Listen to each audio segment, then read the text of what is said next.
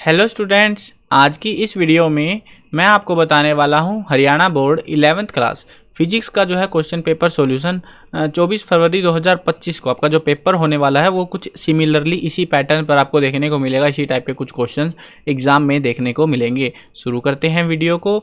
मैं हूं अजय और आप देख रहे हैं CCL चैप्टर।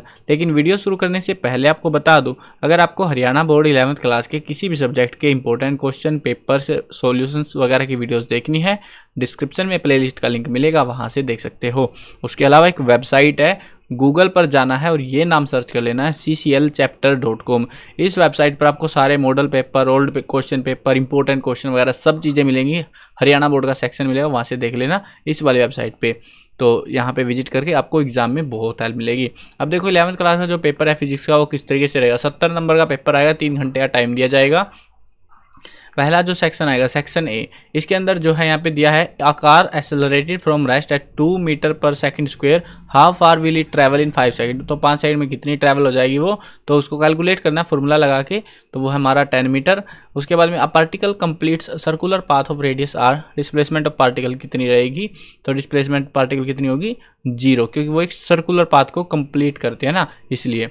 नेक्स्ट क्वेश्चन है the angle of projection for which a projectile cover same horizontal range as 30 degree. तो वो कितना होता है हमारा 60 डिग्री, 30 और 60 में, और मैक्सिमम के लिए 45 यूज करते हैं। If external force on body 0, तो एक्सेलरेशन क्या होगा। देखो बेसिक फॉर्मूले है, वो फॉर्मूले पता होंगे, वैल्यू पुट कर दो बस हो जाएगा। तो इसमें क्या हो जाएगा हमारा 0। नेक्स्ट क्वेश्चन है अ 5 kilogram block is pulled over a surface with friction coefficient of 0.2 with force of 10 Newton. तो फ्रिक्शन फोर्स हमें कैलकुलेट करना है, कितना हो जाएगा, वो हो जाएगा हमारा 10 न्यूटन का। फॉर्मूला लगाना है सिंपल। इसमें MCQ जो आएंगे ना, सिंपल फॉर्मूले याद रख के जाने हैं आपको, बस वो लगाने हैं और आराम से सोल्व हो जाएगा। What is the kinetic energy of 2 kilogram object moving at velocity. Velocity दी हुई है, ऑब्जेक्ट का मास दिया हुआ है, काइनेटिक एनर्जी पूछी हुई है इसकी, तो वो कितनी हो जाएगी 9 जूल हो जाएगी। When a conservative force does positive work on a body, the potential energy of the body, तो क्या होती है वो डिक्रीज होती है। Value of acceleration due to gravity with increasing depth from earth surface, तो उसमें क्या हो जाएगी डिक्रीज होगी वो भी। नेक्स्ट क्वेश्चन है केपलर लॉ ऑफ पीरियड। कौन सा है केपलर लॉ इसमें, तो वो है हमारा T जो है डायरेक्टली प्रोपोर्शनल है R की पावर 3/2 के। Value of acceleration due to gravity at centre of earth, earth के सेंटर में कितनी होती है ग्रेविटी 0, मतलब वहाँ पे काम ही नहीं करे फिर वो। Ratio of volumetric stress to volumetric strain is called, तो उसको कहते हैं bulk modulus. Fill in the blank law state that stress is directly proportional to strain, तो कौन सा ला है ये, हुक्स ला। नेक्स्ट क्वेश्चन है यहाँ पे 13th question. A liquid flow through 2 capillary tube connected in series, there length R1 and 21 and radii are 2R and 2R and R respectively. What is the ratio of the pressure difference across the first and second tube, तो कितना हो जाएगा ये 8:1 हो जाएगा। Formula लगाना पड़ेगा, यहाँ पे सोल्व हो जाएगा। What is the SI unit of latent heat of vaporization, तो वो क्या होती है joule per kilogram. Right relation between coefficient of linear equation alpha and coefficient of volume expression gamma of solid material, तो वो क्या हो जाएगा गामा बराबर हो जाएगा 3 अल्फा के। तो ये जो है आंसर हो जाएगा। नीचे जो है 16th जो क्वेश्चन है 15 नंबर, ये सारे 1 नंबर के क्वेश्चन है छोटे छोटे से। उसके बाद 16th क्वेश्चन आएगा आपका असर्शन रीजन बेस्ड का। यहाँ पे 2 स्टेटमेंट दी जाएंगी, 4 ऑप्शन रहेंगे। पहले आइडेंटिफाई करना है कि कोई सी स्टेटमेंट सही या गलत में से कोई सी है या नहीं है।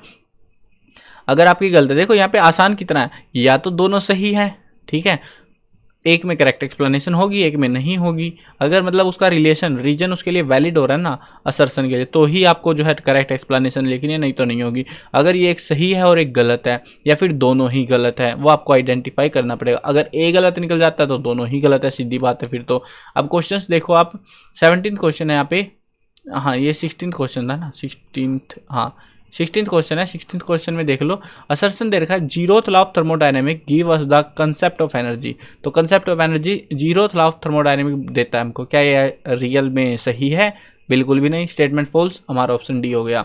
उसके बाद में नेक्स्ट क्वेश्चन देखो, क्वेश्चन नंबर जो है 17, one labelled assertion and the other label, क्या बना रखा है इन्होंने क्वेश्चन का, ऑल स्मॉल, हाँ यहाँ पे क्वेश्चन हमारा असर्शन दे रखा है all small oscillations are simple harmonic in nature. तो ये कह रहे हैं स्मॉल ऑसिलेशन जो है सभी के सभी, ऑल, ये ध्यान दो, सभी के सभी simple small oscillation simple harmonic होते हैं नेचर में, तो ये भी स्टेटमेंट गलत है, तो इसमें भी ऑप्शन डी आ जाएगा आपका।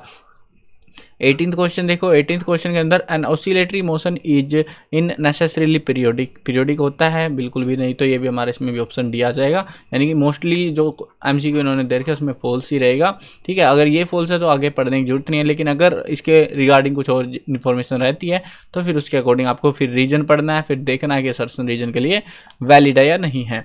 सेक्शन बी देखो, सेक्शन बी में आपको जो है बड़े क्वेश्चन मिलेंगे 2-2 नंबर के।